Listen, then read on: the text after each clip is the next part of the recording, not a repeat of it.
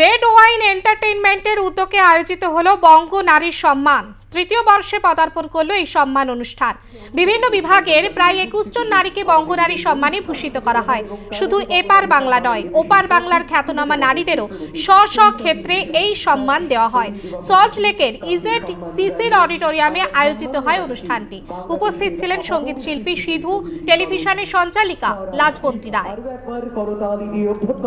অনুরোধ করছি আপনাদের সবাইকে চলচ্চিত্র জগতে তার সক্রিয় অংশগ্রহণ আজও আমাদের উজ্জীবিত করে এই শিল্পের যথাযথ চর্চায়। মঞ্চে সেই সাথে উপস্থিত রয়েছেন এই সম্মান অর্পণ করবার জন্য সাফল্যমণ্ডিত করুক, সুন্দর করুক, সার্থক করে তুলুক, এই আমাদের প্রার্থনা, এই আমাদের অনুরোধ।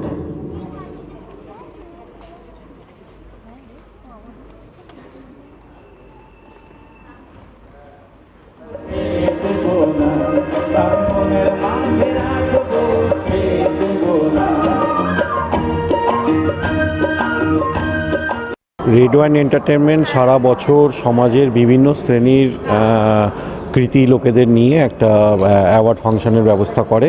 তার মধ্যে বঙ্গনারী অত্যন্ত সাকসেসফুল কলকাতা শহরের একটা অ্যাওয়ার্ড সেরিমনি।